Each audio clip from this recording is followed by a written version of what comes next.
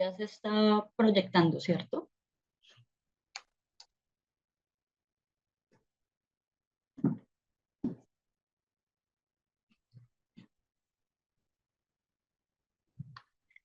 Listo. ¿Me escuchan bien? Sí, profe, también se ve en la pantalla. Listo, gracias. Entonces, compañeras, compañeros, muy buenos días. Vamos a dar continuidad con el tema que empezamos a trabajar ayer. Estuvimos conversando sobre los principios de aplicación de los primeros auxilios psicológicos, ¿cierto? Hablamos de preparar, el principio de preparar. Hablamos luego del principio de escuchar, ¿cierto? Y hablamos sobre el principio de conectar, ¿cierto? Entonces, vamos a ir adentrándonos un poco más en las cosas que debemos tener en cuenta para nuestros procesos de acompañamiento o atención en primeros auxilios psicológicos. Entonces, cosas con las que nos podemos encontrar cuando estamos explorando ese primer momento sobre las necesidades y las prioridades de las personas. Entonces, en este momento podemos encontrarnos con necesidades de tipo básicas que tienen que ver con el refugio, con la consecución de alimentos, de agua y de condiciones higiénicas. Tenemos también el tema de los servicios de salud, ya sea para personas heridas o para aquellas personas que tengan algún tipo de enfermedad o condición crónica que requiera atención en salud. Tenemos también la necesidad de proveer o de recibir información de manera correcta y fácil. Esto implica pues que la persona pueda entender lo ocurrido, entender, digamos, cuál es la situación de sus seres queridos y entender cuáles son los servicios disponibles, teniendo en cuenta el hecho o la situación de crisis que haya ocurrido. Está esta necesidad de ponerse en contacto. Esto puede variar, pues depende de la persona eh, y de sus características, pero en general nos van a pedir ponerse en contacto con sus seres queridos, sus familiares más cercanos, amigos o algún otro grupo social a los que hagan parte, que pueden ser su grupo de apoyo. Entonces, habrán personas que de pronto nos digan, yo no quiero llamar a mi mamá, a mi esposo, a mi esposa o a mi hijo, sino yo quiero llamar eh, a la persona que orienta el espacio en la iglesia a la que voy, el espacio de lo que sea, ¿cierto? Entonces es para tener en cuenta que podemos encontrarnos. ¿Qué pasa? Puede ser que pensemos nosotras, nosotros, mmm, que la persona, pues, lo más obvio es que quiera llamar a su hija, o a su hijo, o a su esposo, o a su esposa, pero la persona nos dice otra cosa. Entonces, tener en cuenta, recordar que allí no vamos a juzgar las opciones o las decisiones de quien estamos acompañando, sino estamos para ayudarle a proveer estas necesidades o estos servicios que pueden encontrar en el proceso de acompañamiento. De manera que no vamos a decirle, ay, pero no prefiere llamar a su esposa, no prefiere llamar a algún hijo o hija, no. Ah, listo, ¿usted quiere comunicarse con esa persona? ¿Quiere comunicarse con alguien más? Sí, no. Y ofrecemos el proceso de contacto. Eh, Algún servicio o algún acceso específico que esté relacionado con su cultura o con su religión. También hablábamos o poníamos ese ejemplo en la clase de ayer, que podemos encontrarnos personas que nos pregunten sobre un determinado espacio de oración de acuerdo con su religión, por ejemplo. O habrán otras personas que nos pidan algún espacio eh, de relajación, un espacio que pueda de pronto tener un contacto con la naturaleza, árboles, como un espacio Ese tipo, eso va a variar de acuerdo a las necesidades, las opciones que tome cada persona. Y importante también tener en cuenta que una de las necesidades, aun cuando no sean evidentes, es que la persona sea consultada e involucrada en la toma de decisiones. Recuerden que decíamos, no podemos avanzar en ninguna situación o simplemente asumir que la persona necesita esto o lo otro sin consultarle. Debemos siempre eh, involucrarla en el proceso, ¿no? Involucrar a la persona en el proceso. Estos son pues algunas de las situaciones con las cuales nos podemos encontrar. Vamos ahora a empezar a hablar sobre algunos modelos de intervención que se utilizan en los primeros auxilios psicológicos. El primero de ellos es el modelo centrado en la persona. Este es un modelo de la Organización Mundial de la Salud y este nos indica que se deben aplicar los primeros auxilios psicológicos priorizando las necesidades y los deseos de las personas. Digamos que este modelo responde totalmente a la esencia de los primeros auxilios psicológicos, ¿no? ¿Qué hacemos para priorizar sus necesidades y priorizar sus deseos? Brindar confianza, eh, mantenernos en esa línea de respetar la cultura, la edad, el sexo de las personas, las preferencias, respetar el derecho de tomar las propias decisiones, lo mencionábamos hace un momento, ser consciente de nuestros propios prejuicios y de nuestras propias preferencias, de manera que podamos mantenerlos al margen o mantenerlas al margen. El ejemplo que les ponía ahorita con el tema de las llamadas. Si yo en una situación de crisis llamaría a mi mamá y no a mi amigo, esto soy yo. No puedo decirle a la persona que cambie su opción, porque es ella quien debe decidirlo. ¿Listo? Eh, y dejar, cuando estamos haciendo el proceso de acercamiento a las personas, decíamos que hay que preguntarle si desea recibir la ayuda, ¿cierto? En caso de que una persona nos diga que no desea recibir la ayuda, siempre debemos dejar en claro o mencionar de forma muy, muy, muy directa que si en algún momento cambia su decisión, van a poder contactarnos o pedirle a alguna persona pues eh, que les haga ese proceso de acompañamiento o que ya quieren, pues que nos avisen que ya quieren recibir el proceso de primeros auxilios psicológicos. Siempre dejar abierta la posibilidad. Por supuesto, implica también respetar la privacidad de la persona, no compartir la historia con otras personas. Y otro punto clave de este modelo centrado en la persona es un principio de no discriminación.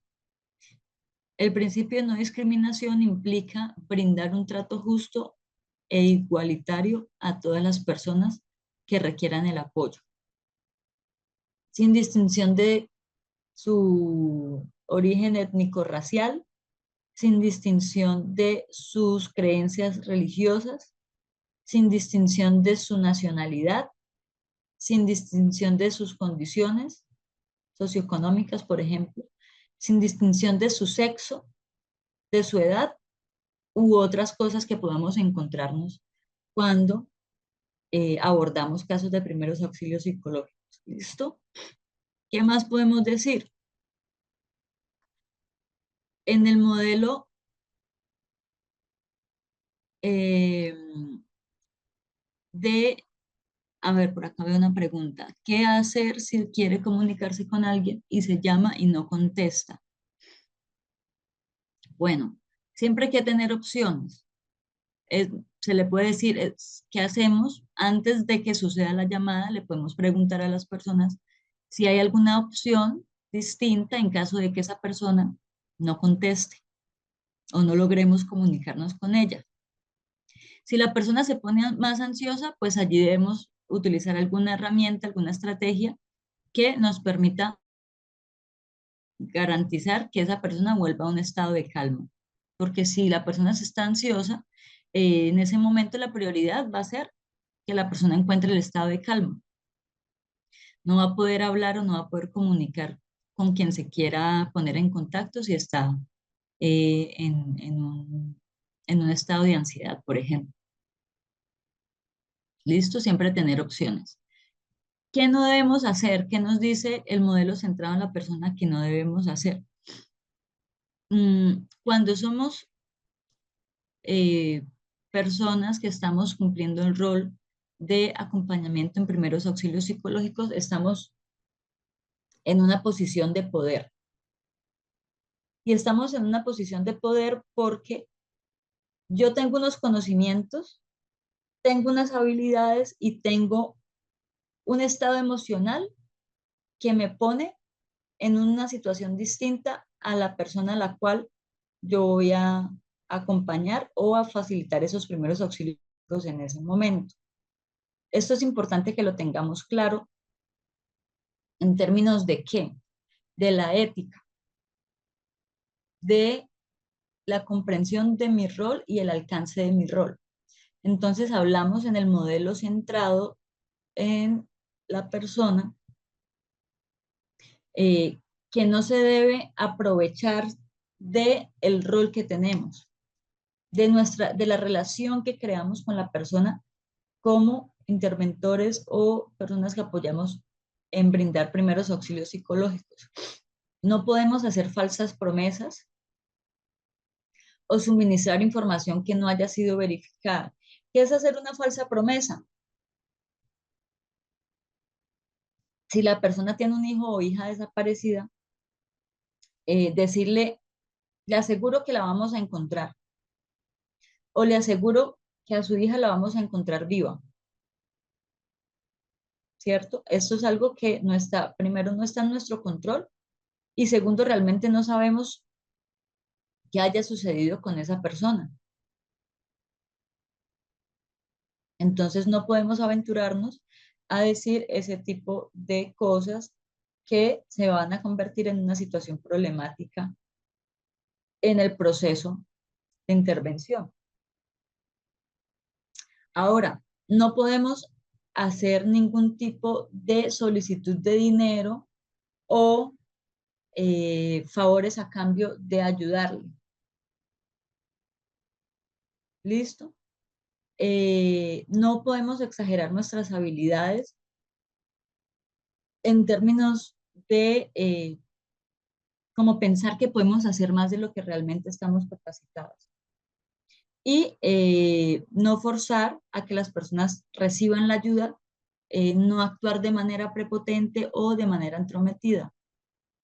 Siempre tener presente que si la persona no quiere recibir la ayuda, pues la opción que tomamos allí es indicarle que en cualquier momento que la quiera recibir, la puede recibir o la puede solicitar, pero no vamos a forzarla. Ay, pero ¿por qué no quiere? Vea que esto le va a ayudar. Ah, no, no podemos convertirnos pues en un agente de convencimiento en ese momento. Ofrecemos, si la persona no lo quiere, damos la alternativa y nos retiramos. ¿Listo? Ahora, el enfoque de curso de vida. Este enfoque de curso de vida nos implica eh, revisar el desarrollo de niños y niñas y adaptarnos a eso, ¿cierto?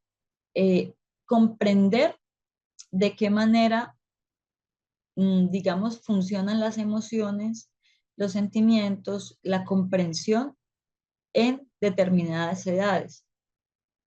Ayer preguntábamos, ¿podemos aplicar primeros auxilios a todas las personas? ¿Podemos aplicar primeros auxilios a niños, niñas o adolescentes?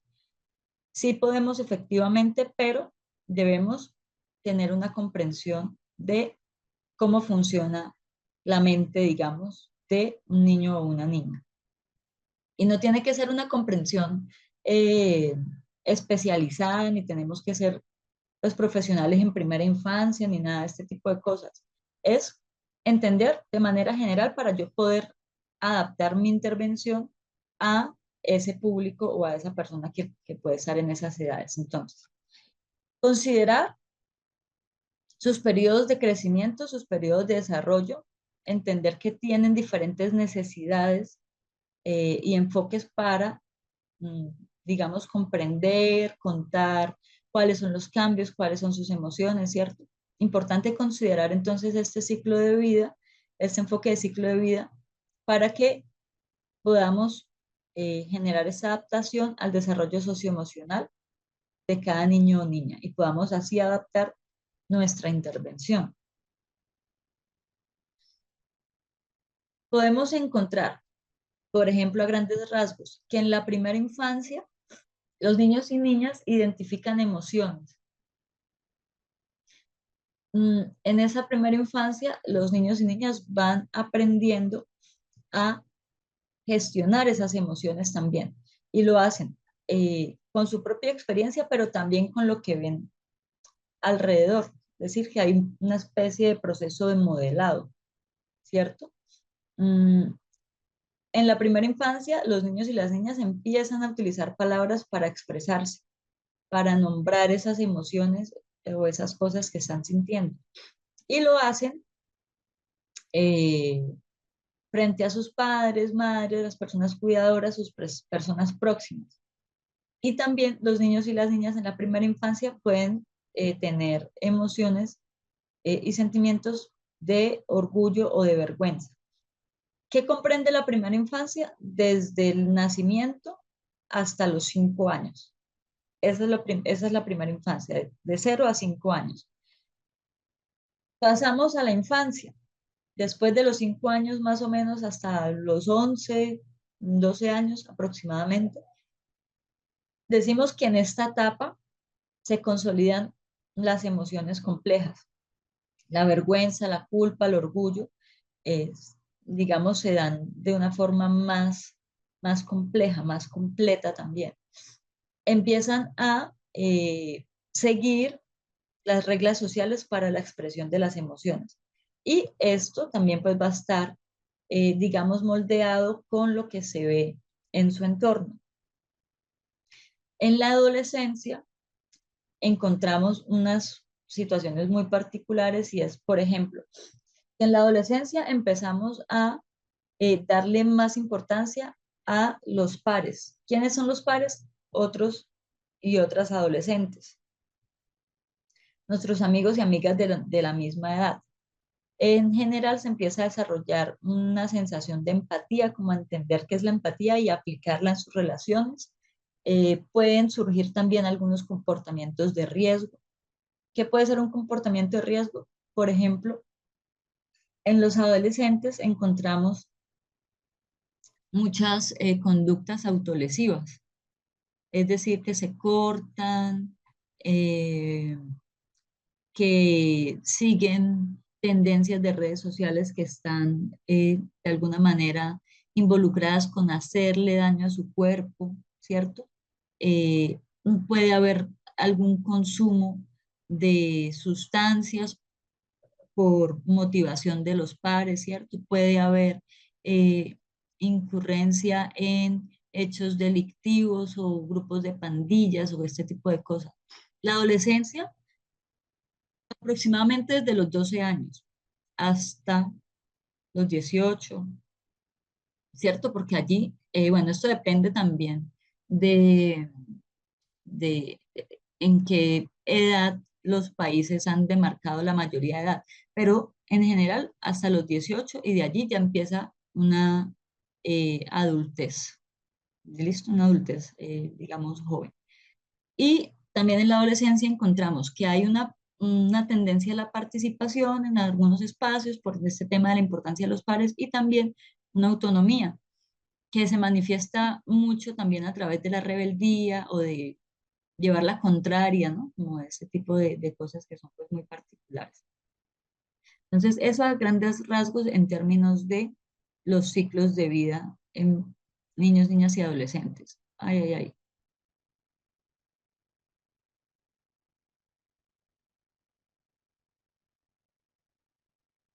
Listo. Cosas a tener en cuenta en este punto. Cada niño, niña o adolescente es distinto, diferente. Los niños menores de 5 años tienen pensamientos centrados en sí mismos. Generalmente tienden a inventar historias. Aquí hay muchas situaciones que se pueden presentar porque creemos que el niño o niña está diciendo mentiras o se confunde con que está diciendo mentiras, pero realmente es que en sus procesos cognitivos justamente tienden a inventar historias como estrategia para ver qué es lo que sucede en el mundo. No necesariamente significa que estén diciendo mentiras o que se estén aprovechando la situación, ¿no? Que a veces dicen, no, es que los niños y las niñas están queriendo manipular o cosas de ese tipo, no. Simplemente tienen una comprensión distinta del mundo. En esa edad también encontramos que hay un interés por lo que les rodea, hay una etapa de curiosidad, ¿cierto? Mm, podemos encontrarnos con que tienen una comprensión, digamos, muy simple, muy llana de los hechos. No hay una comprensión como tal de la trascendencia o qué implica determinada cosa en la vida.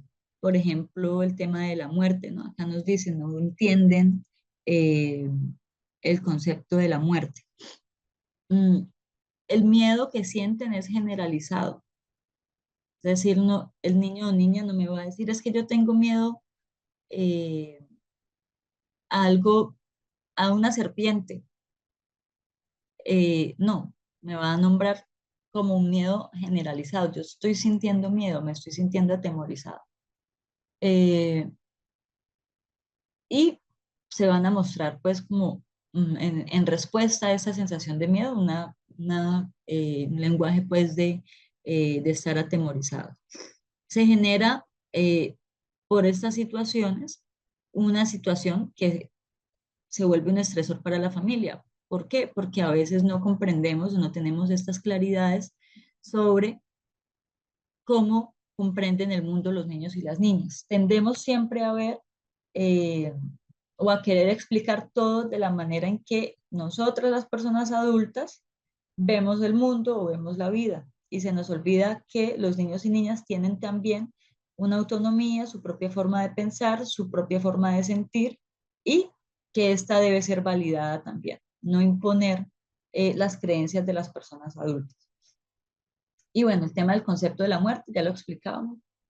Aquí puede creerse, por ejemplo, que la muerte es una situación temporal, que es una cosa que se puede revertir, o que es una cosa pues como envuelta en un pensamiento mágico, ¿no? Como de los contenidos que ven en televisión o demás, que a veces nos muestran que la persona revive o los mitos religiosos que nos hablan de una resurrección o demás, puede que los niños y niñas pues tengan también esta comprensión de la muerte.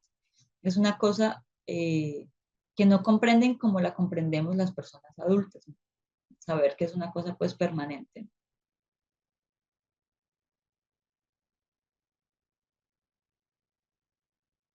Ahora, los niños y las niñas a partir de una situación de crisis o un evento de crisis pueden experimentar cambios,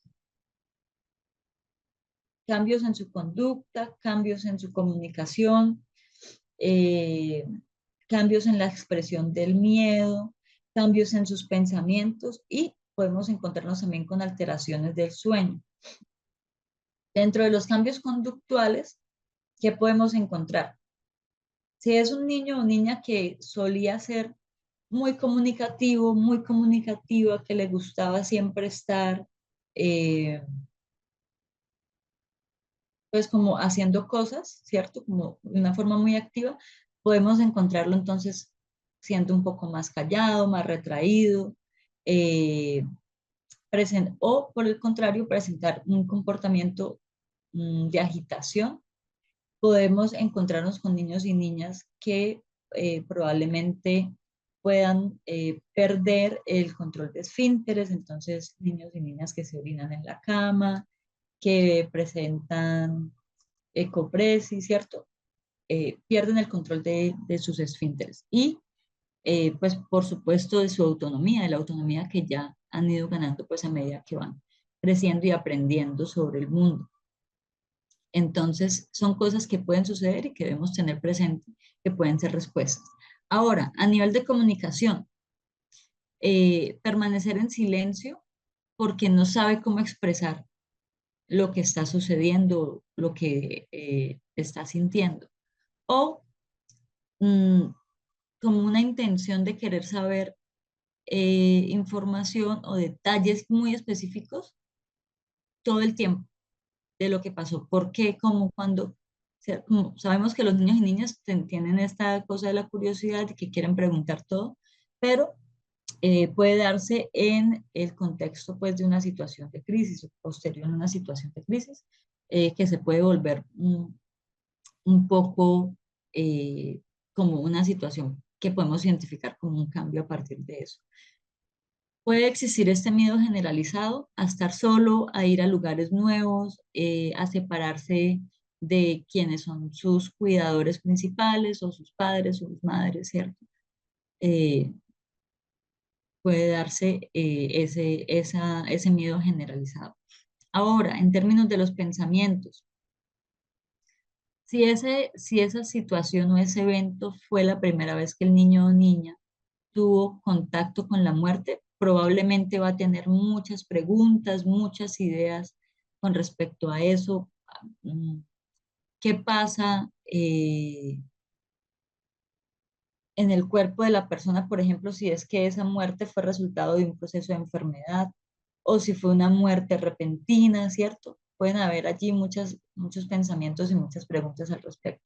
Y podemos encontrarnos también con alteraciones de sueño, que hayan pesadillas, que hayan miedo a la oscuridad, eh, o que hayan insomnios o hipersomnia. Esto lo vamos a ver también más adelante. Las alteraciones del sueño, o por ejemplo cuando hablamos de insomnio, no es únicamente que nos cueste dormir, sino también, por ejemplo, que yo me acuesto a dormir a la misma hora, pero me despierto todas las noches a las 3 de la mañana y duro 2 horas despierta o despierto. Eh, que yo pierda como la costumbre que tenía de dormir de 8 de la noche a 4 de la mañana y ahora ya no duermo en esa hora, sino que duermo desde las 4 hasta las 10 de la mañana. Eso es otra forma pues de alteración del sueño, entonces para que lo tengamos presente. ¿Qué pasa con los niños y niñas a partir de los 9 años y con adolescentes? En términos de cambios conductuales, podemos encontrarnos con aislamiento, hiperactividad, irritabilidad, ¿cierto? Puede haber un proceso de comunicación difícil, mm, que se comuniquen de forma grosera, de forma irada con las personas adultas. Generalmente cuando existe un evento de crisis que ha sido presenciado o en el cual el niño o niña o adolescente ha sido afectado de manera directa, esa comunicación pues como que se exaspera, ¿no? Ese tipo de comunicación. Y eh, sobre todo priorizan la comunicación con sus pares, con su grupo de iguales. Probablemente no vayan a querer hablar con personas adultas o lo van a negar, no van a aceptar que están tristes, que están irritados, que están eh, pasando por algún tipo emocional eh, con las personas adultas. Van a buscar a sus pares. En términos de irritabilidad e impulsividad, podemos encontrarnos con niños, niñas, adolescentes que tengan expresión de la tristeza a partir del mal humor, que haya agresividad y que haya conductas de riesgo, como las que mencioné hace un momento. En términos de adaptación escolar, también es una cosa muy frecuente. Puede haber un inicio de dificultades en la concentración y en el rendimiento académico, conductas agresivas constantes en el entorno escolar o ausentismo escolar, ¿cierto? Ya esto depende. Por ejemplo, en niños y niñas que están siendo agredidas sexualmente, este es uno de los signos de alarma que nos puede indicar que ese niño o niña pues está siendo víctima de algún tipo de violencia. Tema del rendimiento escolar cuando son cambios abruptos. Y hablamos de cambios en las conductas basales, entonces el trastorno del sueño o cambios o trastornos en los hábitos alimentarios. En estas edades, por ejemplo, empiezan a darse muchas enfermedades o trastornos en términos alimentarios porque eh, empiezan a surgir este tema de eh, el querer verse delgada o pensar que hay sobrepeso cuando realmente no. Bueno, eso está mediado por muchas cosas, entonces pueden haber este tema de anorexia, de bulimia, ¿cierto? Que nos implica pues un trastorno de alimentación. ¿Qué hacemos con esos niños y niñas entre 0 y 3 años? ¿Cómo podemos cumplir nuestros objetivos en términos de primeros auxilios psicológicos? Entonces tenemos unos puntos. En términos, buscamos estar siempre cerca de ese niño o niña. Posiblemente vamos a entrar en contacto con ese niño o niña, podemos agarrarle las manos, ¿cierto? Eh, pero, digamos, debemos prestar mucha atención para poder reconducir conductas de apego físico exagerado. ¿Qué puede ser una conducta de apego físico exagerado? Que el niño o niña se nos agarre de la pierna y no nos deje caminar o no nos deje mover. Entonces, eso sí hay que, digamos, reencuadrarlo o buscar una estrategia para que no suceda eso. Y, por supuesto, dar un espacio para el llanto o grito controlados. Entre 0 y 3 años, pues el lenguaje no está muy desarrollado, ¿cierto? Entonces, ¿qué va a suceder? ¿Cómo se va a comunicar ese niño o niña? A través del llanto y a través del grito. Debo garantizar un espacio donde ese niño o niña pueda tener esa opción de expresión emocional. Para calmarlo, ayudar a relajarse, mm, tratar con mis actitudes, con mis estrategias, puede ser a través del juego, hacer que se sienta comprendido, que se sienta querido, que se sienta apoyado. Vamos a facilitar la liberación de la energía nerviosa y hacer como un proceso de aprendizaje en términos de ponerle nombre a las emociones. Para informar, explicamos con un lenguaje que esté adaptado a su edad. Utilizamos frases cortas para que puedan entender que no están solos o solas y que es una situación pues que va a ir eh, avanzando, ¿no? Que la situación pues va a pasar.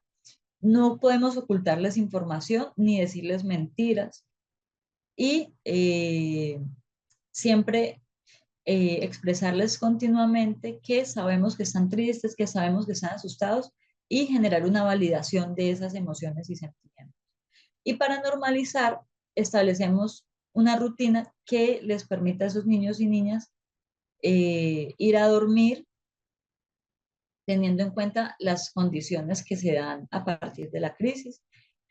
No podemos obligar a los niños y niñas a comer si nos está expresando que no tiene hambre. Eh, y aquí hay que prestar mucha atención porque, por ejemplo,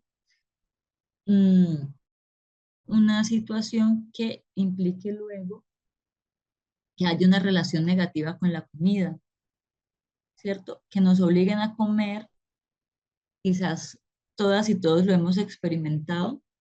eh, Cuando éramos pequeñas, pequeños, nos obligaban a comer y eso nos generaba ciertas molestias y posiblemente rechazo a cierto tipo de comida porque lo asociamos con unas emocionalidades negativas, ¿cierto? O con el regaño, con la violencia. Entonces, esto empieza a generar o puede generar, digamos, en edades posteriores que aparezcan situaciones como la anorexia, la bulimia, etcétera, en términos de estos trastornos alimenticios. Entonces, no vamos a obligar a comer si no tiene hambre, se le da la opción igual. Eh, el tema del hambre, pues es una necesidad fisiológica que en algún momento va a querer satisfacer. Eh, Intentar dar de comer en un ambiente tranquilo y definir límites razonables para las rabietas. Si bien es importante que les demos la posibilidad de expresarse a través de los gritos, a través del llanto, eh, se le debe marcar como esa línea o esa pauta en tanto, eh, por ejemplo, no se convierta en una situación de violencia. A veces el niño o niña que se siente frustrado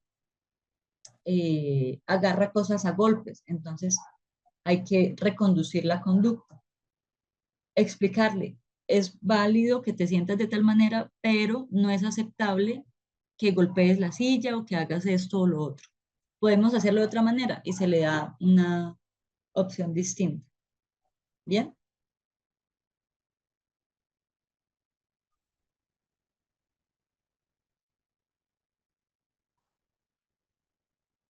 Para consolar, entonces, podemos hacer actividades positivas con el niño, con la niña, utilizar herramientas lúdicas, juegos o cosas que nos puedan servir en ese momento para que se pueda hacer pues como este proceso de contención. Si el niño o la niña habla, prestarles atención y podemos permitir el control de cosas pequeñas. ¿Qué implica esto? Por ejemplo, si sacamos la caja de juguetes, eh, podemos luego pedirle al niño o a la niña que nos ayude a recoger esas cosas que utilizamos. ¿Listo? Entonces, eso le permite al niño o a la niña, pues, también sentirse partícipe. Y también podemos utilizar las herramientas lúdicas como herramienta para la expresión emocional. Esto, pues, es alguna de las cosas claves que se pueden hacer.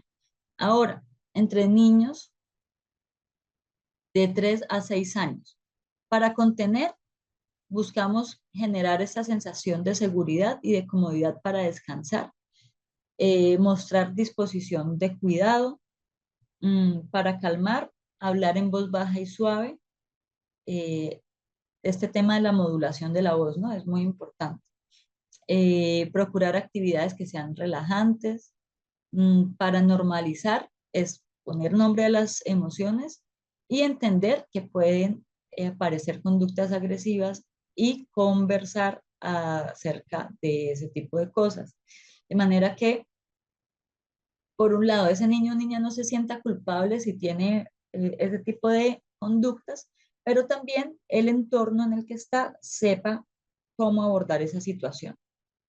En términos de informar, igual usar un lenguaje adecuado para su edad, explicar lo ocurrido de forma simple y honesta, tratar de responder a las preguntas que tenga ese niño o niña. Eh, Aquí explicar la diferencia entre los sueños, los miedos y la vida real. Entonces, para explicar esto, podemos hacer un ejercicio muy sencillo y es decirles que, por ejemplo, pues los sueños pueden ser experiencias que tenemos mientras estamos dormidos. Son como películas que vemos cuando estamos dormidos, por ejemplo.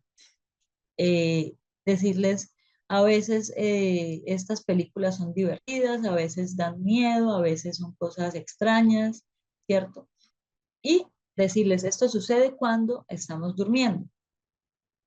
Para explicarle los miedos, podemos decirles que son cosas que nos hacen sentir asustadas, asustados, que podemos tener miedo a la oscuridad, a los truenos, y que estos son cosas normales, que son cosas que pueden suceder, pero que si los sentimos, podemos buscar a alguien con quien podamos, eh, digamos, conversar sobre esa situación.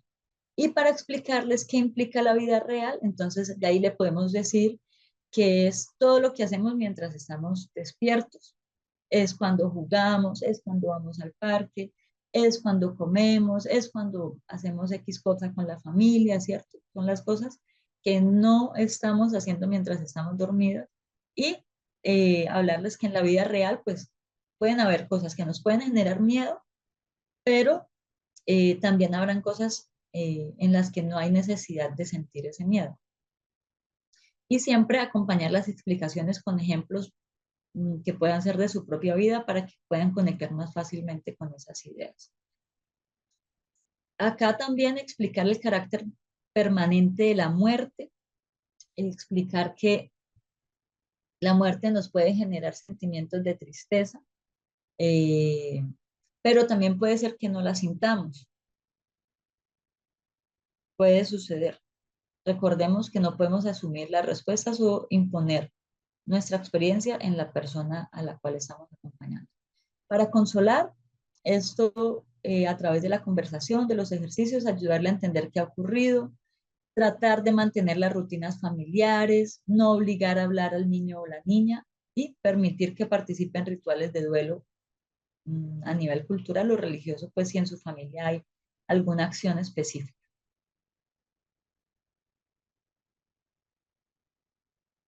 ¿Qué hacemos con niñas y niños entre 6 y 9 años?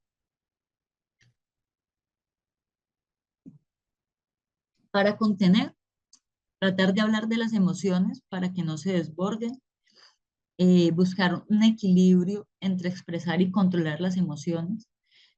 Y a veces nos pasa que creemos que controlar la emoción es reprimirla o quedarnos callados y no decir nada. Entonces, debe haber como ese equilibrio de manera que el niño o niña pueda entender que no es lo mismo controlar la emoción, entender qué pasa por su cuerpo cuando siente determinada emoción, a no sentirla en absoluto o no contar o no expresar eso que está sintiendo.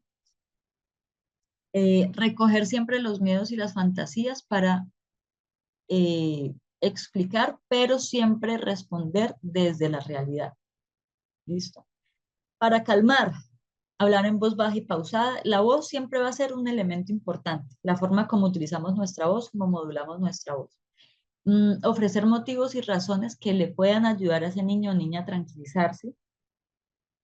Eh, Podemos hacer una exploración con ese niño o niña en caso de que haya habido alguna situación anterior, similar o no tan similar, donde el niño o niña haya utilizado alguna estrategia para controlar sus miedos. Por ejemplo, ay, ¿te acuerdas aquella vez? O le podemos preguntar, ¿ha habido alguna vez en que te hayas encontrado una cucaracha? ¿Qué sentiste en ese momento? No, yo grité porque me dio mucho miedo y la cucaracha era voladora. Ah, bueno, ¿y qué pasó?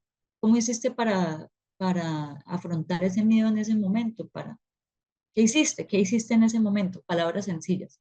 El niño me va a decir, no, yo salí a abrazar a mi mamá, ¿cierto? Entonces podemos explorar a ver qué nos dice ese niño o esa niña eh, para poder aplicar esas estrategias en el momento presente. Eh, no decir nunca que si se calma todo irá mejor, porque esto es algo que realmente no podemos controlar y no es una variable que realmente funcione así. La calma no es un indicador o no abre la posibilidad de que la situación mejore, puede por lo contrario empeorar. Y pues exacto, puede que no sea verdad que esa situación vaya a mejorar. Para informar, utilizar palabras simples, responder a sus preguntas, no dar información adicional a la que nos está pidiendo el niño. Respondemos las preguntas que el niño o la niña nos esté preguntando, nos esté haciendo en ese momento. Averiguar qué sabe el niño. Posiblemente ya haya escuchado que determinado familiar murió o que sufrió un accidente o X cosa, y esto pues nos va a evitar que incurramos en decirles mentiras, pero también nos va a ayudar a entender cómo está entendiendo, valga la redundancia, el niño esa situación o la niña. ¿Listo? Eh, Evitar que tenga emociones que no estén acordes eh, con su comprensión de la situación, o bueno, como poder encuadrar allí qué pasa. Y normalizar Entonces, para esto animamos a expresar sin forzarle. Eso es principio para todas las personas. No obligarlo a hablar. Si reacciona con irritabilidad, no podemos ignorar la situación. Le acompañamos en el proceso de gestionar eso, de gestionar esa respuesta, pero no lo vamos a ignorar porque no es la solución. Y comentar que, por ejemplo, estamos conscientes o sabemos, entendemos por qué está enfadado, pero que debemos pues tratar de manejar esa forma en que se expresa ese enfado, ¿cierto? Validamos la emoción para que luego esa emoción vaya transitando a una mejor, a otra etapa pues de ese proceso emocional. ¿Qué hacemos con niñas y niños entre 6 y 9 años? Para consolar, permitirle participar en rituales de despedida, animar al niño o niña a dibujar o a jugar acerca de lo ocurrido, permitirles volver a la escuela o a sus actividades habituales y fomentar actividades a nivel social. Ahora, adolescentes, ¿qué hacemos con ellos? Para contener, tratar de que las emociones no se desborden, lograr un equilibrio entre esa expresión y el control de sus emociones. Dejar espacio para que puedan estar solos sin que esto se convierta en tiempos excesivos o prolongados. Aquí pues lo que hacemos es, digamos, fomentar la autonomía o la reflexión. eh, Generalmente los adolescentes nos van a pedir estos espacios de dejarlos solos, pero igual debemos mantener pues como una supervisión.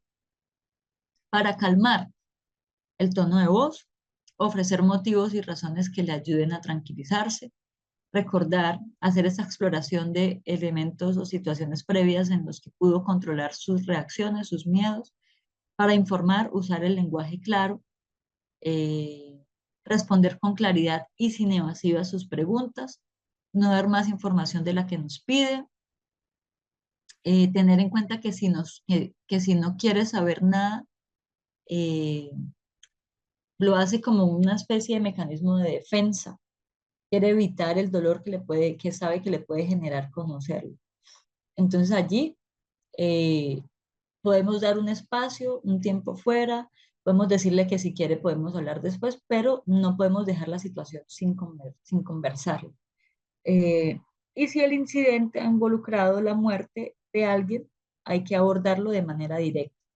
No nos podemos dar rodeos porque pues estaríamos dando un abordaje que puede generar inconvenientes en la forma en que el adolescente asume la situación. Para normalizar, ayudamos, animamos al adolescente a expresarse sin que se fuerce ese proceso de expresión. Eh, Podemos fomentar el hablar, pero recordemos que probablemente van a preferir hacerlo con personas de su edad o con algún referente que sea un poco más cercano y con el cual tenga mucha confianza. Eso va a facilitar pues que los adolescentes puedan expresar sus pensamientos, sus emociones. Para consolar, permitirles participar en rituales de despedida, ayudarlos para mejorar la comprensión, ayudarlos a entender qué pasos les servirán, como darles una orientación sobre cómo hacer X cosas, pero recordemos que siempre fomentando la autonomía y permitir volverle a la escuela y a sus actividades habituales, asimismo como el contacto y el tiempo con sus pares, de manera que no haya, si ya ese evento de crisis nos generó una pérdida del equilibrio, en la medida de lo posible, evitar que hayan muchos aspectos de la vida que se terminen también fracturando o perdiendo esa continuidad a raíz de la situación de crisis.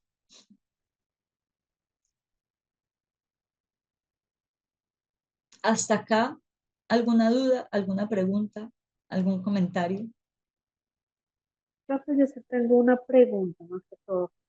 Yo sé que, digamos, no debemos decir ya tranquilo, calma. ¿Qué otras palabras podemos utilizar que sean como referentes? Bien. Eh, si bien no podemos decirles o debemos evitar decirles directamente que se calmen o que hagan X o Y situación, sí podemos utilizar esas palabras de una forma distinta. Por ejemplo, en vez de decirle necesito que te calmes, le podemos decir, ¿qué te parece si hacemos un ejercicio de respiración para que puedas sentirte un poco más tranquilo o más tranquila?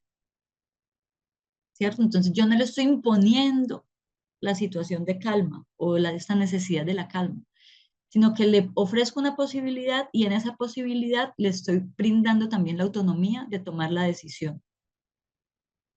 ¿Te gustaría que hiciéramos un ejercicio eh, para que puedas nombrar las emociones que estás sintiendo? ¿Crees que eso te ayudaría a sentir un poco mejor? ¿Cierto? Entonces, darle vuelta a las palabras. No es que no podamos decir tranquilidad ni calma en ningún momento, es la forma eh, en cómo lo expresamos. Cuando alguien nos dice, cálmese, tienes que calmarte, ese tipo de expresiones generalmente nos generan un choque y probablemente lo que va a hacer es que nos activemos más o que generemos un rechazo a ese acompañamiento en ese momento. Modulo la forma en que lo expreso. ¿Listo? ¿Queda claro, Daisy? Sí, sí, señora, muchas gracias. Listo. Esto se usaría en casos de muertes. Estamos acompañando en primeros auxilios psicológicos a niños, niñas y adolescentes. Lo que pasa es que aquí mencionamos el tema de la muerte porque puede ser una de las situaciones que estemos abordando. Y pues que hay que tener pues como este conocimiento de cómo concibe cada etapa vital el tema de la muerte para poder comunicar correctamente, darle manejo a esa información. ¿Listo?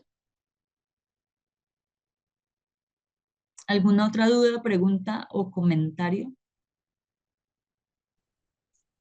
Profe, una pregunta, porque ya se me ha suscitado en varias oportunidades y en ocasiones la persona se bloquea de tal manera. Ella sufrió un episodio hace muchísimos años de una mordedura de un perro y cuando estamos Mm. entrenando a veces se frecuentan perros. Ella está estudiando psicología y es algo que no entiendo. Eh, cuando por lo menos son cierta cantidad de perros que se acercan a donde ella está, yo debo apersonarme sí o sí. Si no, uno le habla a ella y se bloquea, no escucha, o sea, ella lo que quiere es salir corriendo o tirarse al suelo a llorar. Y Mm. muy rara la vez he podido que ella se calme, o si la única manera de que yo la logre calmar en el momento es que yo le diga, tú continúa y yo me quedo con ellos. Sigue, sigue. Sigue en el trabajo, sigue tranquila y ella incluso rompe el trabajo que se está haciendo en el entrenamiento y lo que hace es ponerse a llorar.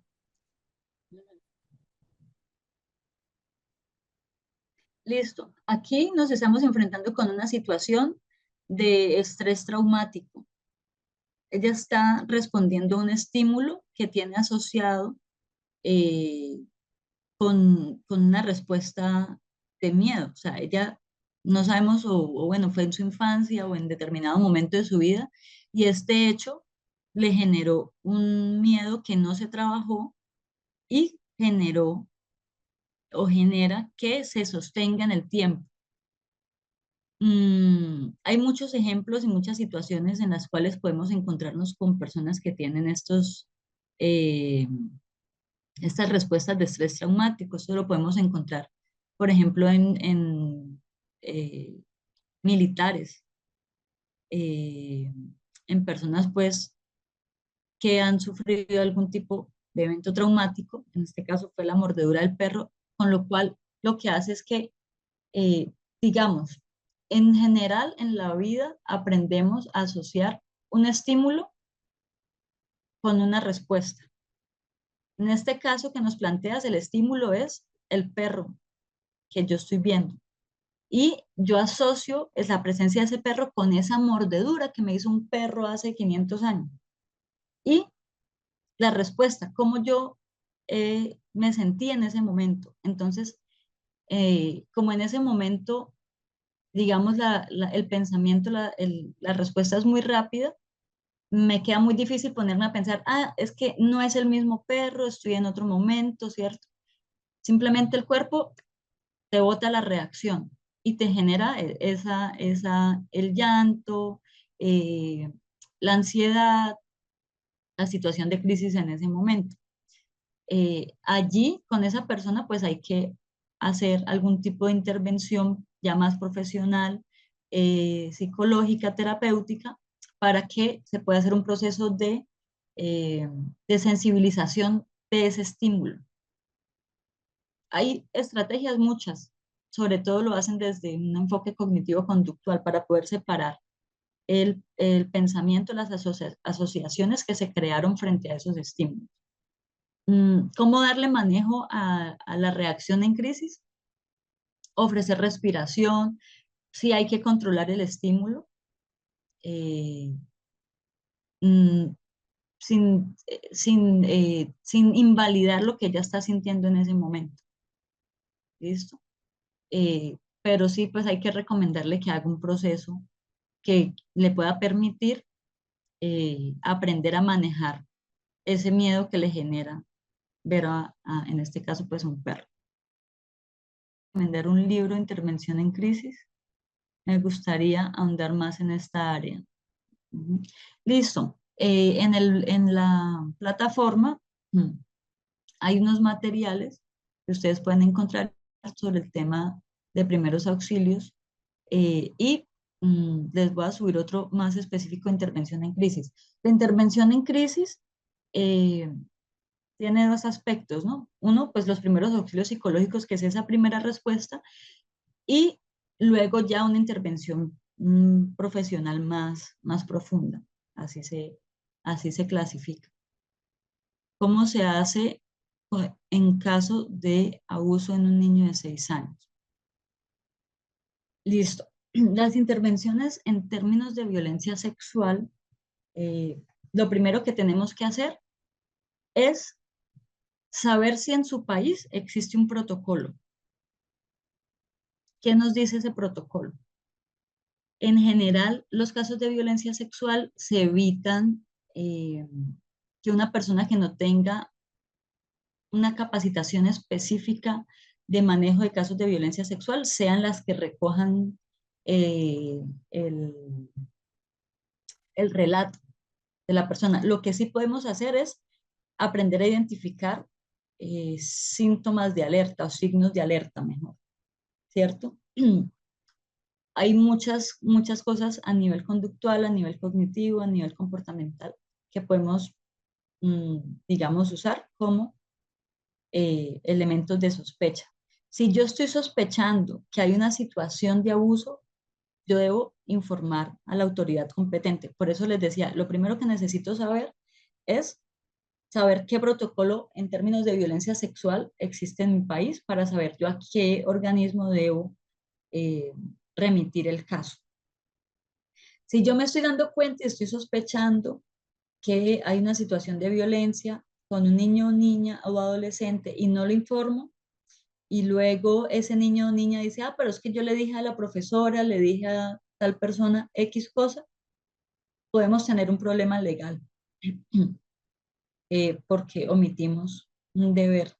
En ese caso, cuando nos estamos enterando que hay una persona en peligro, que hay una situación de violencia, eh, pues debemos informarlo, ¿no?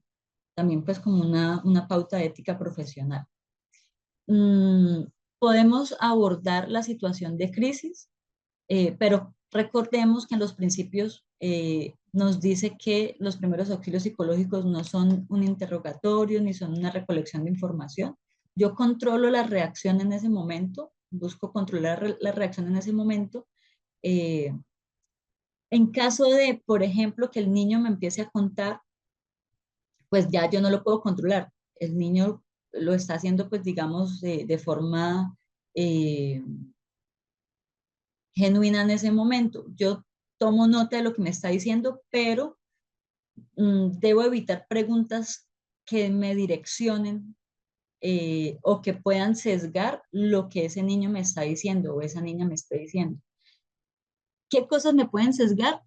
Por ejemplo, a veces los niños y las niñas tienen palabras para referirse a ciertas cosas.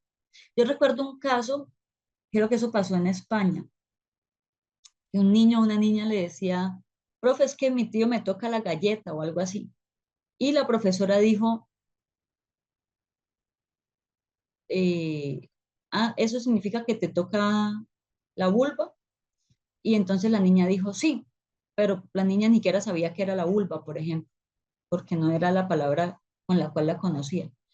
eh, o no lo entendía. Y se activó todo un protocolo de atención de violencia y pues afortunadamente esa niña no estaba siendo víctima de violencia sexual, pero pues sí tuvo que pasar por todo lo que implica una investigación de violencia sexual, que también es traumática, ¿cierto? Entonces, si la niña me dice, ay, es que me tocan la galleta, entonces yo puedo preguntarle qué significa la galleta o qué es la galleta. Ah, ya, ¿me puede señalar qué es la galleta? Entonces ya me señala o me dice, ah, sí, esto, lo otro. Y ya yo tomo nota de eso y aviso. Pero no me pongo a hacerle más preguntas porque puedo generar pues allí una situación que en términos de la investigación y del abordaje en violencia sexual termina siendo problemático. Hay que ser súper cuidadosas con las cosas que decimos en ese tipo de ambiente. O utilizar preguntas directivas. Por ejemplo, eh, ¿tú te sientes triste cuando tu mamá se va de la casa? No es lo mismo que yo le diga cómo te sientes cuando tu mamá se va de la casa. Yo le estoy dando la oportunidad de que la persona o ese niño o niña me diga qué es lo que siente, pero no le estoy diciendo, ah, es que ya te sientes triste de entrada. ¿Listo? Esa es pues como la diferencia. Debo en los procesos utilizar pues como este tipo de preguntas. Igual, como les digo, para hacer abordaje de violencia sexual se debe tener una capacitación específica y generalmente se recomienda que estos abordajes pues los hagan las personas encargadas desde la institucionalidad. Que pueden haber muchas barreras sobre eso, existen las barreras, sobre todo cuando se trata de niños, niñas y adolescentes. Es, el abordaje es muy complicado eh, porque se pueden generar pues allí sesgos o distorsión en la información, en el relato del niño o de la niña, eh, y bueno, pues muchas situaciones. Listo. Vamos entonces eh, a continuar con el tema.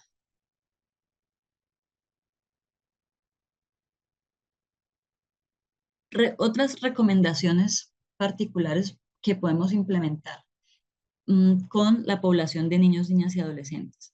Acercarnos únicamente si nos lo permiten, manteniendo el cuidado y el respeto durante el acompañamiento. Si establecemos algún tipo de contacto físico, eh, evitar que sea una cosa repetitiva. Si necesitamos moverlos o cambiarlos de lugar, que sea una sola vez o en la medida de lo posible, que sea la persona eh, cuidadora, su familiar, que esté con él o con ella en ese momento, quien haga el desplazamiento. Escuchar de manera empática y hablar con ellos de forma simple, no presionen para que narre los hechos, reconfortar y facilitar la expresión de las emociones, ayudando a nombrarlas.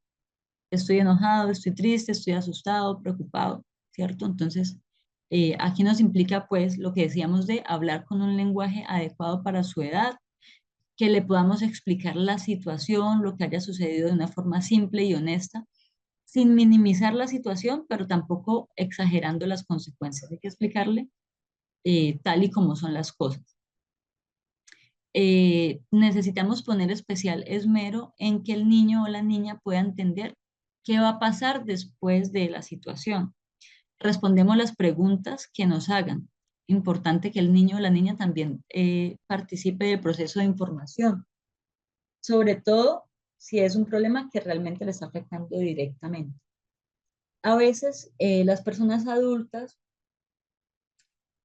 alejan a los niños o a las niñas como una intención de protegerlos, ¿cierto? De pronto podemos pensar eso. Sin embargo, los niños y las niñas están siempre escuchando lo que las personas adultas dicen y esto puede generar algún sentimiento de rechazo eh, o de inseguridad, alguna sensación que le haga aislarse a ese niño o a esa niña, que le haga sentir que no es partícipe de la situación. Entonces debemos involucrarlos también, hablarle adaptando la información y el lenguaje de acuerdo a su edad, pero haciéndolos partícipes de lo que ha sucedido. Eh, Vamos a tener que ofrecerles explicaciones muy probablemente de manera repetitiva, varias veces al día o todos los días. Y esto es algo pues que puede suceder, es algo normal, esperado dentro de los procesos con los niños y niñas. Y va a ser necesario que, por ejemplo, busquemos muchas ideas de cómo explicarle la situación. No vayamos siempre con el mismo ejemplo. Tenemos que tratar de ser pues como muy creativas o muy creativos para explicarle lo que haya sucedido. Y lo que decíamos ahora de explicar la diferencia entre los sueños, los miedos y la vida real, para que pueda existir esta diferenciación. Para los niños y niñas, fomentar que sigan haciendo o que hagan tareas apropiadas a su edad, involucrarles en las acciones. Por ejemplo, si es un niño o niña de 9, 10 años, adolescente, es un niño o niña que puede aportar en la organización del espacio sin ningún problema. Entonces, podemos hacer acciones colaborativas frente a eso. Evitar las promesas que no se puedan cumplir, ya lo habíamos dicho, abordar la muerte de forma concreta, recomendar a los padres, madres, cuidadores que mantengan sus rutinas familiares y sociales. Es importante que podamos adaptar nuestras posturas eh, a los niños y a las niñas. Si el niño o niña está en el suelo o es un niño o niña muy chiquito, lo más recomendable es que yo me haga a la altura de ese niño o niña. Si yo me quedo de pie, fomento una distancia y no me va a permitir acercarme emocionalmente a ese niño o niña. Relevante señalar que si en cualquier momento de la intervención encontramos que ese niño, niña, adolescente o una persona adulta nos dice que está presentando algún tipo de ideación suicida, si hay agresividad que no se controla con la reconfiguración del espacio o la expresión emocional y continúa la agresividad, si hay una catatonia, es decir, que la persona no se mueve, que ha perdido la movilidad de alguna manera, si hay algún signo de psicosis, pérdida del juicio, desprendimiento de la realidad, cualquier cosa que implique una alteración emocional severa, pues allí yo debo derivar, informar sobre las alternativas que hay y muy probablemente pues a una urgencia psiquiátrica, ¿no? Entonces yo debo saber si hay un hospital, si hay una fundación que preste estos servicios, alguna institución cercana, confiable, ¿cierto? Para poder darle manejo a este tipo de cosas. Otra cosa importante, hablamos dentro de los primeros auxilios psicológicos o podemos aplicar primeros auxilios psicológicos a mujeres víctimas y sobrevivientes de violencia contra las mujeres o violencia de género, podemos encontrar esas expresiones. Y para ello trabajamos un enfoque que se llama el enfoque centrado en sobrevivientes y lo que implica este enfoque es que debemos generar un ambiente de apoyo en donde los derechos y los deseos de esta persona sobreviviente a este tipo de violencia en específico sean respetados, su seguridad sea garantizada y que siempre haya un trato de dignidad y de respeto.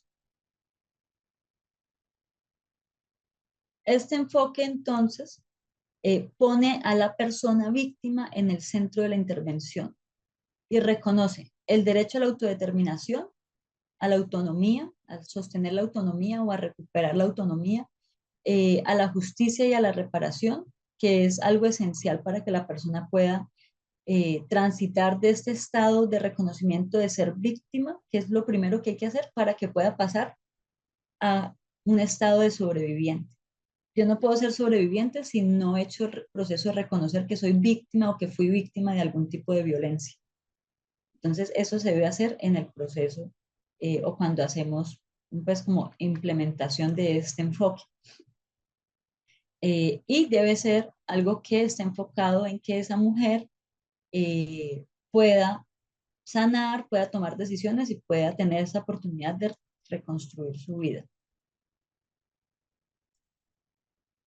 ¿Qué nos habla? ¿Qué nos dice? ¿Qué cosas debemos tener en cuenta como principios en este enfoque? Debo garantizar o buscar que haya un empoderamiento y una autonomía. ¿Esto qué implica? Reconocer la capacidad de las sobrevivientes, de las víctimas, de tomar decisiones informadas sobre su proceso de recuperación. Ver a la víctima, a la mujer víctima, como agente activo, como una persona que puede tomar esas decisiones, que puede actuar sobre su vida con autonomía. No podemos caer en el pensamiento de que porque está recibiendo o recibió algún tipo de violencia o fue víctima de algún tipo de violencia, entonces no va a poder hacer este proceso de recuperación de autonomía, ¿no? Entonces hay que tener mucho cuidado con los sesgos que podamos tener. El proceso entonces nos va a servir para justamente fortalecer esa autonomía, fomentar este derecho a decidir sobre las acciones que se toman, desde las acciones legales hasta las acciones de apoyo emocional. Respeto a las decisiones de las sobrevivientes. No vamos a imponer las soluciones. El trabajo desde ese enfoque se centra en escuchar y respetar las decisiones que tome la mujer en ese momento. ¿Qué puede pasar? Que para nosotras sea muy importante que la mujer haga la denuncia, por ejemplo, pero puede ser que para esa mujer en ese momento la denuncia pueda poner en riesgo su vida.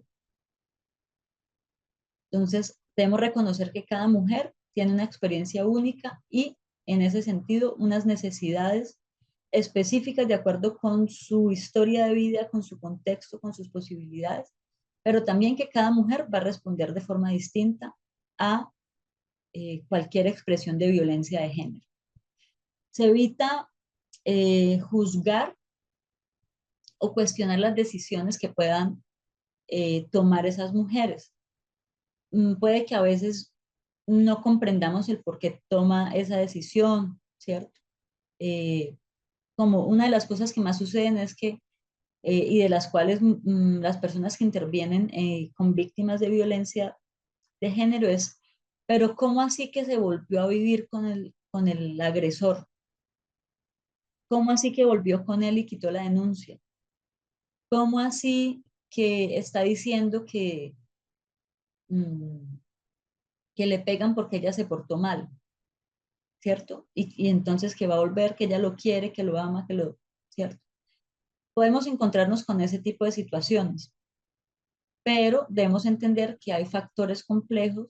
Puede haber una situación de miedo, de dependencia económica, de dependencia emocional o presión social que le impide a esa mujer tomar la decisión de eh, cortar por completo la relación con ese hombre agresor.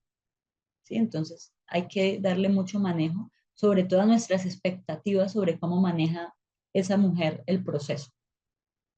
Atención integral y personalizada. Este enfoque entiende que las mujeres sobrevivientes de violencia enfrentan una serie de problemas que están interrelacionados, que pueden ser daños físicos, que pueden ser daños psicológicos, sociales, económicos, Y las intervenciones entonces deben ser integrales. Si entendemos o vemos dentro del proceso de acompañamiento que no solo hay una dependencia económica con el agresor, sino que también hay una dependencia emocional, pues yo no puedo darle únicamente una opción con una fundación que hace procesos para que las mujeres se vuelvan microempresarias. Porque puede ser, o puede ser que el problema, la situación que la mantiene a ella atada a ese agresor sea una cosa más emocional, aun cuando ella sea la que ponga la plata en la casa, ¿cierto? Entonces, las intervenciones deben ser integrales para que podamos abordar todas las implicaciones o las situaciones que están allí involucradas. Hay que identificar cuáles son las necesidades inmediatas y cuáles son las necesidades a largo plazo. Hay una cosa que se llama las necesidades, las, ahora se me olvidó, las necesidades básicas y, y los intereses estratégicos y las necesidades prácticas de las mujeres. Las necesidades prácticas de las mujeres son, por ejemplo, que le tengo que dar de comer a mi hijo hoy, que tengo que resolver el almuerzo, que tengo que resolver comprarle el uniforme para que el niño pueda ir a estudiar o comprarle los útiles escolares. Esto es algo que de la cotidianidad necesitamos responder, entonces son necesidades. Y cuando hablamos de como estas cosas estratégicas, ya implica más sobre qué va a suceder en el futuro. Porque yo resuelvo lo del día a día, pero ¿qué pasa luego? Entonces tiene que ser una cosa que involucre el pensamiento de estas dos cosas. Hablamos de la escucha activa y la validación. Esto es importantísimo, sobre todo cuando trabajamos con mujeres víctimas de violencia. Validar las emociones sin interrumpir sus relatos, el compartir que nos esté dando la mujer, pero debemos validar las experiencias, validar las respuestas que está teniendo esa mujer a nivel emocional, a nivel físico, lo que nos esté contando. Y esto pues es una estrategia para reducir el sentimiento de vergüenza y de culpa que sufre cuando somos víctimas de algún tipo de violencia. Hablamos también de la confidencialidad y de la seguridad. Acá las mujeres deben sentirse seguras que al compartir sus historias no va a haber una filtración de información, ¿cierto? Se debe dar siempre la prioridad de la seguridad a la mujer. Las intervenciones deben protegerlas de represalias por parte del agresor, evitar que se revictimicen a través de procedimientos que no toman en cuenta su bienestar. Es algo súper común. Entonces debemos estar muy pendientes de que, pues que se pueda evitar ese tipo de situaciones. Participación activa y protagonismo. Las mujeres deben ser consideradas como expertas de su propia vida. Nadie más que ella puede saber su propia historia. Esto significa que son las mujeres las que vamos a buscar que tomen el control de su recuperación y de la intervención, de las decisiones que se van tomando. Y debemos fomentar la participación en programas de apoyo, en grupos de escucha o decisiones que estén relacionadas con su bienestar. Ofrecemos las alternativas, pero no imponemos. Siempre tener presente eso. ¿Cómo prevenimos la revictimización? Evitar que las mujeres tengan que revivir el trauma repetidamente. Esto es algo que pasa mucho también con víctimas de violencia de género, porque a veces nos toca. Por ejemplo, vamos a poner la denuncia, no sé si pasa en sus países, pero vamos a poner la denuncia a la fiscalía y toca contarle al vigilante qué es lo que yo voy a hacer. El vigilante le grita desde la puerta a la recepcionista: llegó otra violada, llegó otra de violencia intrafamiliar o lo que sea. Todo el mundo se da cuenta porque yo estoy ahí. Ya se lo conté al vigilante y tengo que contárselo luego a la recepcionista. Se lo cuento a la recepcionista y luego tengo que contárselo al trabajador social. Se lo cuento al trabajador social y luego tengo que contárselo a la médica. Se lo cuento a la médica y luego tengo que contárselo a la psicóloga. Entonces cuento y cuento y cuento y cuento el relato, y esto es una forma de revictimización que a veces no se tiene en cuenta. ¿Qué pasa si si en un ambiente de primeros auxilios psicológicos la mujer me empieza a relatar la situación? Yo puedo, por ejemplo, proponerle tomar nota y ayudarle a generar un relato a partir de lo que me está contando en el momento, para que en caso de que ella quiera denunciar o hacer algún tipo de situación más adelante, pueda utilizar ese relato de manera escrita, como este es mi relato, y no tener que contarlo cada vez. Podemos utilizar esa estrategia. Prestar mucha atención a la forma como se pregunta acerca de la violencia sufrida en caso pues de que estemos pues como en ese ámbito, y evitar que se sienta culpable por lo que le sucedió. Evitar preguntas como, pero usted cómo iba vestida, o usted hizo algo para que él reaccionara así, ¿cierto? Estas son preguntas que revictimizan y que generan una sensación de culpabilidad eh, y de invalidación de la situación, de las emociones y sentimientos.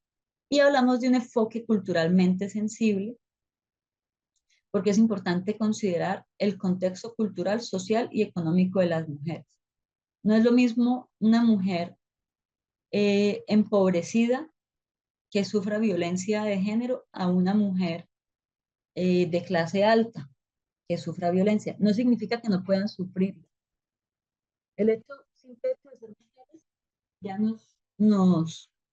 nos pone en riesgo de sufrir violencia de género. Lo que sí puede variar es la intensidad, la forma y las implicaciones que tiene en mí. Por ejemplo, la posibilidad de acceder a un acompañamiento psicológico profesional. Muy probablemente la mujer empobrecida no puede acceder, ni siquiera sabe que puede acceder, por ejemplo. Entonces hay que tenerlo muy en cuenta.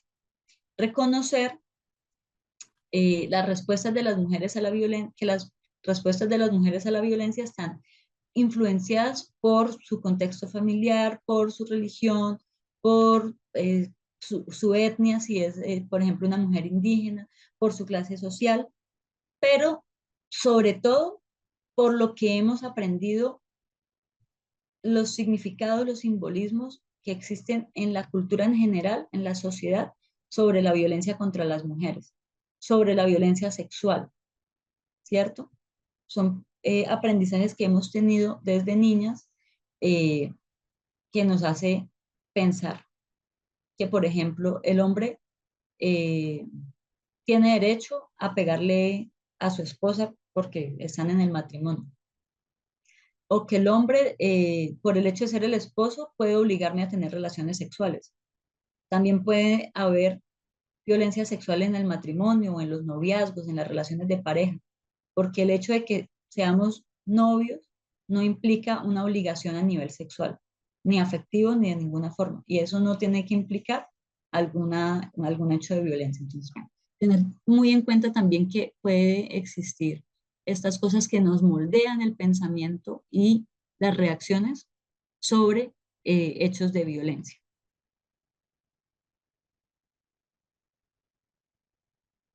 ¿Hasta acá alguna pregunta con con este enfoque centrado en la sobreviviente?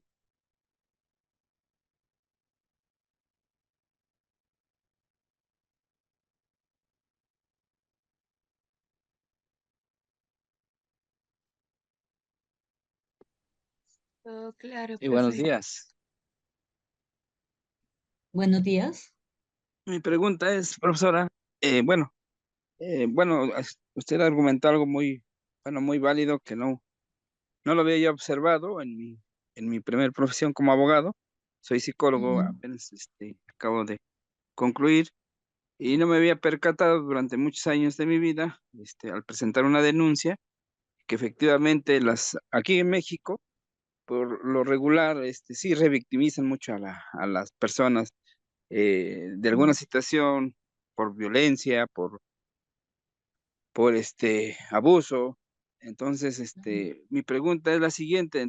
Yo sé que hay protocolos, ya existen muchos documentos donde se deben de respetar esas situaciones que al final, pues yo creo que la sociedad, ya sea en el país en que nos encontremos, no revalida las situaciones legales, ¿no? Que en este caso las personas que han sufrido a lo mejor violencia familiar, todavía, aparte de ser interrogadas, y como bien usted lo dice, se va de un personaje a otro, primero el fiscal, luego la policía ministerial, luego el psicólogo. Desgraciadamente, pues yo creo que la gente, y más que bueno, la cuestión económica, pues no nos ayuda a perfeccionar alguna causa, ¿no? Entonces, ¿cuál sería la principal es cómo poder inducir primero a aquellas personas que sufrieron algún abuso y sostener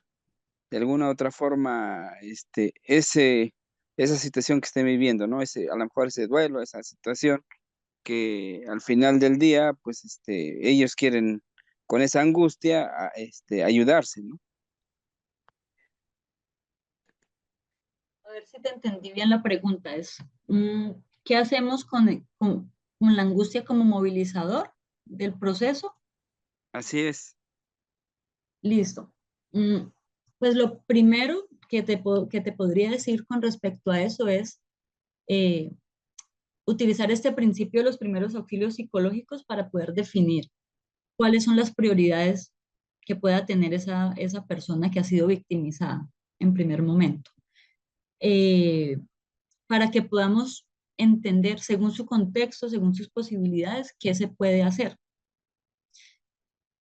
En situaciones de violencia podemos encontrar muchos ejemplos a nivel mundial de cómo la angustia, la rabia, la tristeza se convierte en un movilizador de exigencia de justicia, por ejemplo. Eh, Podemos encontrar este caso en Argentina se me escapa el nombre ahora, de las abuelas de la Plaza de Mayo, eh, no sé, hay muchos ejemplos, por lo menos acá en Colombia, pues las mujeres víctimas del conflicto armado hacen muchas movilizaciones sobre personas desaparecidas, se hacen muchas movilizaciones también en México, feministas de las mujeres que han sufrido feminicidio, ¿cierto? Eh, Eso puede ser un movilizador, estas emociones o que sentimos a partir de una situación eh, o un hecho victimizante. Pero no todas las personas que sufren situaciones terminan, digamos, volviéndose activistas de X o Y situación, ¿no? Podemos también evaluar que a veces este enfoque eh, jurídico y demás nos dice siempre que si somos víctimas tenemos que denunciar.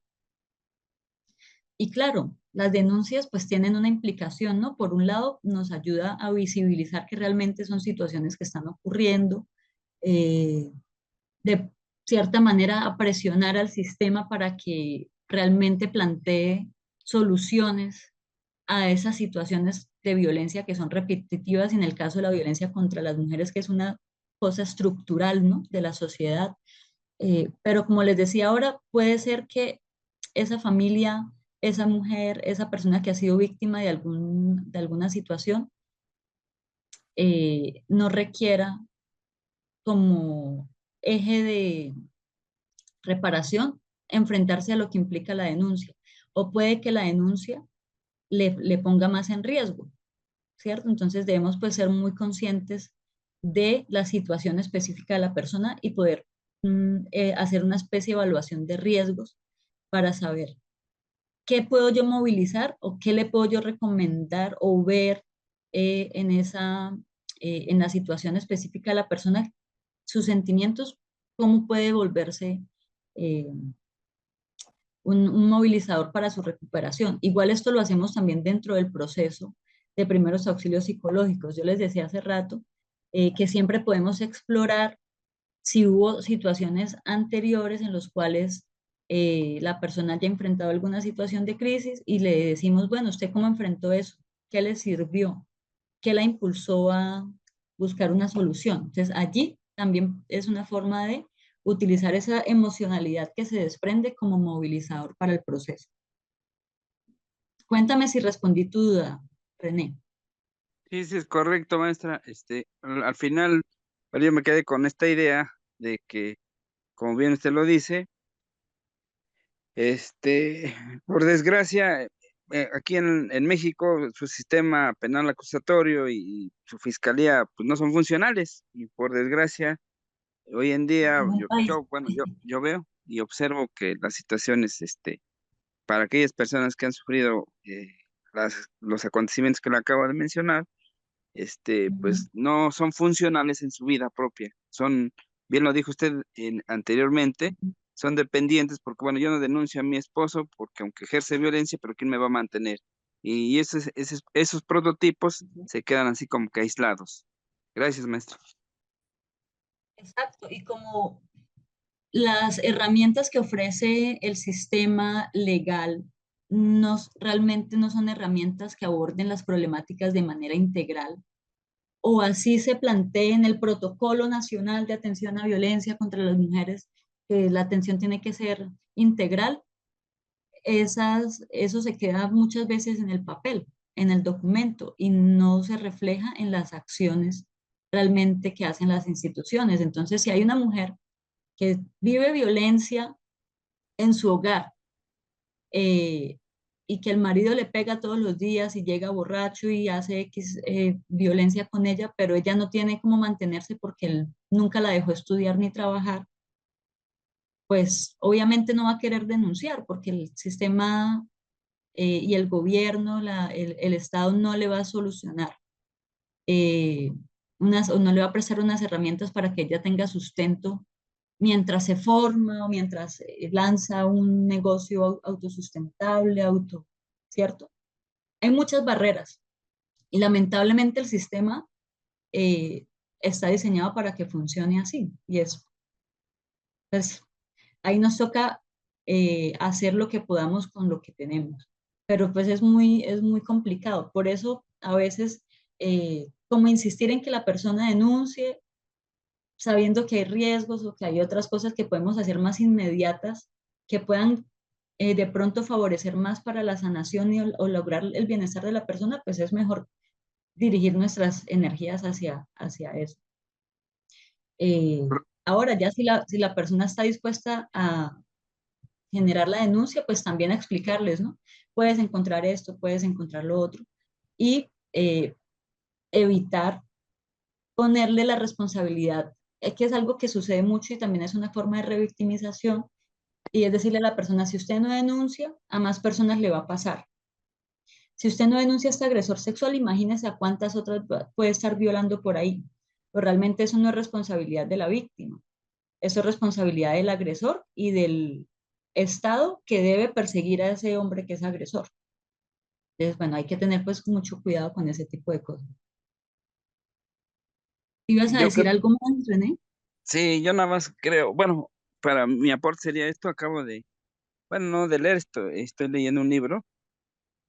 No recuerdo ahorita el nombre del autor, después se lo comparto, no lo tengo aquí a la mano, donde pues ahí enseñaban cambiar o modificar nuestros pensamientos convencionales, ya sea positivo o negativo, a un pensamiento, lo acaba de decir usted, de manera inconsciente diría yo, un pensamiento sustentable, ¿no? En el caso de estas personas que han sido víctimas, debemos nosotros como psicólogos generar esos pensamientos sustentables, ¿no? Bueno, ese sería mi aporte. Gracias.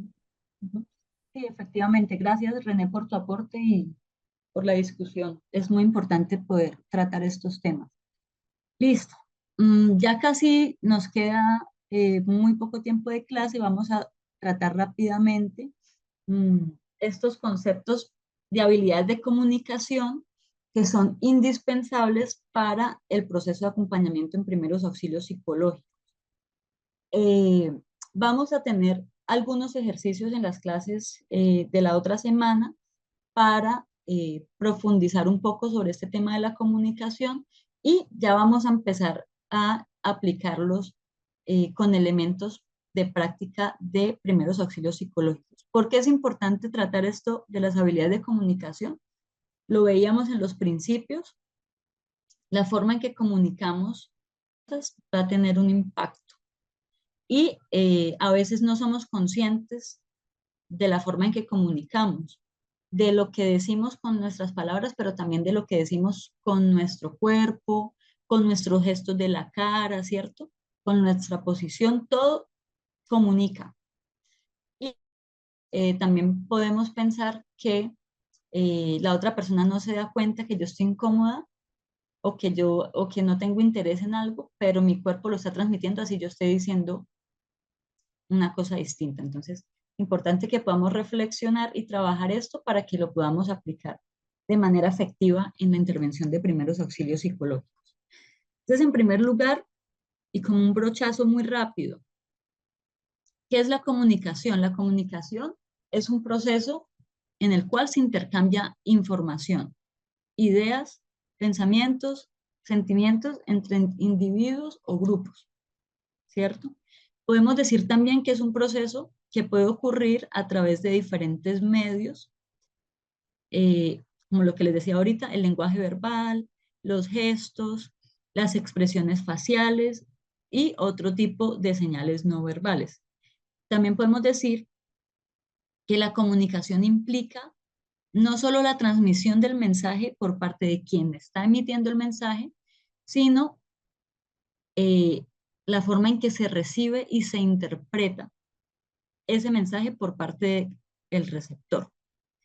Lo ideal en la comunicación es que se pueda generar una comprensión mutua. Nos ayuda a facilitar la interacción social.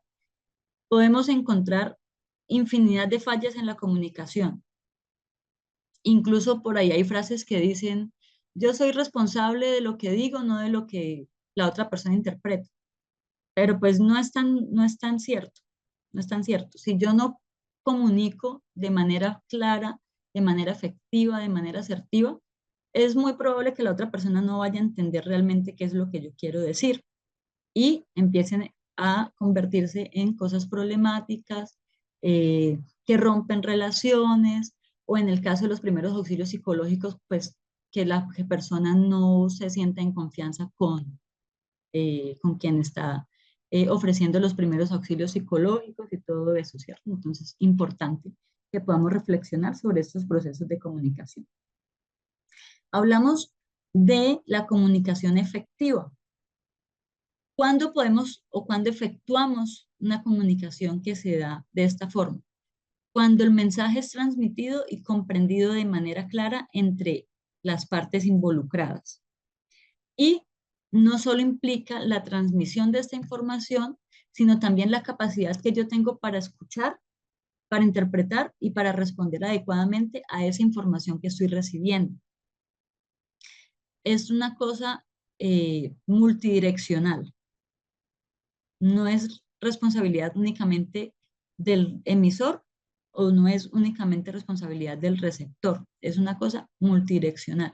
Y hay muchas cosas que están involucradas en los procesos de comunicación. No es solamente decir el mensaje o transmitir el mensaje. ¿Qué necesitamos entonces para tener una comunicación efectiva? Necesitamos claridad. El mensaje debe ser claro y directo. No podemos, si queremos una comunicación efectiva, no podemos enviar mensajes ambiguos. Por ejemplo,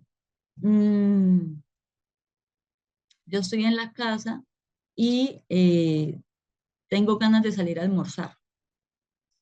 Y le escribo a mi mejor amiga y le digo, oiga, tengo como ganas de ir a este restaurante, pero mi intención es invitarla a ella a que vayamos a almorzar, pero yo en mi mensaje no le estoy diciendo, entonces esa persona puede decir a esta, o me quiere invitar, o simplemente me está contando que va a ir a almorzar y pues ahí queda el mensaje como en veremos. y después yo digo, ay, pero nunca me dijo si quería ir conmigo o no, pero es que yo no se lo expresé claramente, hay un mensaje ambiguo.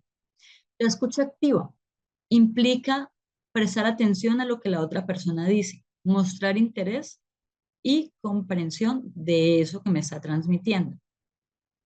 Me requiere empatía, la herramienta o eso que aplicamos para comprender y validar las emociones de la persona con la cual estamos interlocutando. Hablamos de un feedback o retroalimentación que se hace para asegurar que el mensaje ha sido entendido correctamente. De hecho, yo lo hice ahorita con la pregunta de René. Él planteó una situación y yo le dije, si te estoy entendiendo bien, tal cosa. Esto es una forma de hacer retroalimentación para asegurar que yo comprendí bien el mensaje. ¿Listo? Adaptabilidad, ajustar el estilo de comunicación según el contexto y la audiencia. Lo decíamos ahora cuando dábamos las recomendaciones para intervenir con niños de tales edades. Yo debo tener la capacidad de adaptar mi lenguaje. O, por ejemplo, yo soy psicóloga, René es psicólogo, pero si yo me pongo a hablar acá, no sé quién más sea psicólogo de las personas que estén en la sala. Si yo me pongo a hablar acá con palabras técnicas de la psicología, muy probablemente la única persona que me entienda sea René, que estudió también psicología. Y las otras personas no saben a qué se refiere, qué significaba esto, qué significaba lo otro. Entonces, yo tengo que adaptar mi lenguaje de acuerdo con las personas con las cuales voy a trabajar.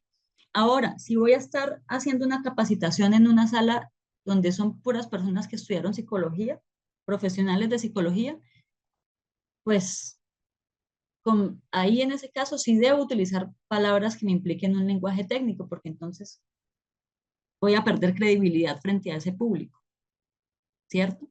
Entonces eso es adaptar al contexto, a la audiencia, a las diferentes características de las personas con las cuales nos podemos encontrar.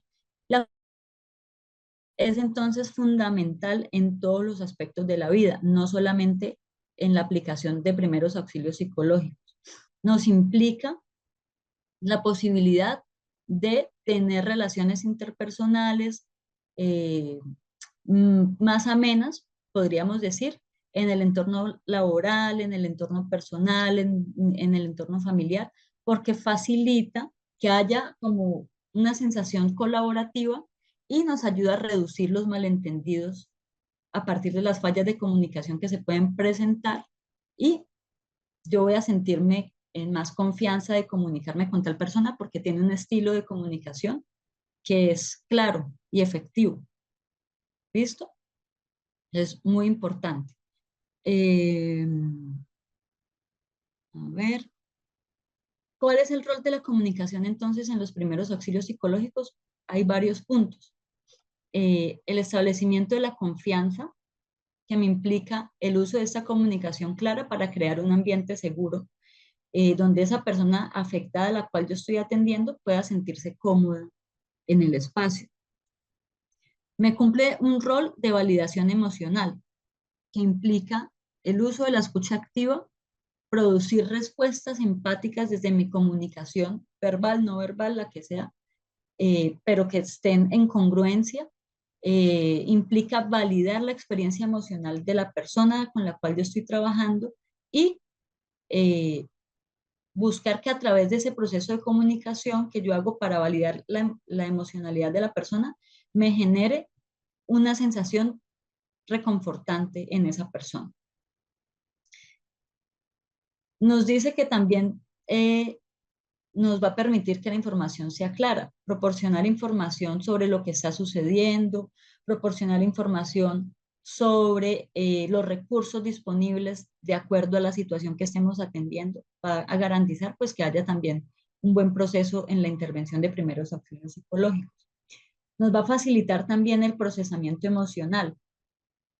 Si logramos que la persona pueda expresar sus emociones y sus pensamientos, les va a ayudar a procesar lo ocurrido. ¿Y cómo logramos esto? A través de lo que yo logro con lo que yo le comunico a la persona. Bien, Y también podemos hablar de una prevención del estrés postraumático. ¿En qué sentido? Cuando hacemos las intervenciones de primeros auxilios psicológicos, la experiencia en investigación y la revisión de los casos nos dice que ayuda a prevenir el estrés postraumático. Pero no es solamente que la persona reciba la atención de primeros auxilios psicológicos, sino que también esa intervención pues se haga de manera adecuada, responsable, efectiva. Si yo me comunico mal durante el proceso, muy probablemente la persona abandona, muy probablemente la persona nunca entendió que tenía la posibilidad de tomar sus decisiones, nunca entendió que había una posibilidad de definir cuáles eran sus prioridades y necesidades, ¿cierto? Entonces va a haber una intervención fallida y pueden surgir estas situaciones de estrés postraumático al ser esa intervención fallida.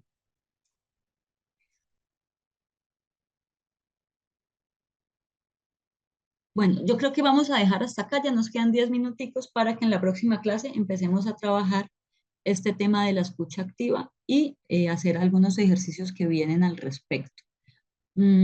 Quisiera preguntarles si tienen algún comentario, sugerencia, petición, queja, reclamo sobre lo que vamos hasta el momento visto.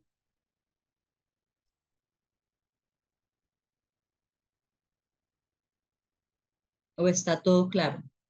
Una comunicación muy efectiva en la clase. Fue clara y precisa su intervención. Gracias. Vale, gracias. Listo. Por acá veo que nos preguntan sobre el certificado. Si hay certificado, yo creo que Isabela ahorita nos puede regalar la información sobre eso para que ustedes tengan la claridad. Claro que sí, por medio del grupo yo les envío toda la información para que la tenga todos. Listo. Perfecto, todo claro, veo por acá. Listo, compañeros, compañeras, entonces nos vemos en la próxima clase. Feliz tarde, feliz fin de semana. Muchísimas gracias, profe. Feliz fin de semana para todos. Que estén muy bien. Gracias.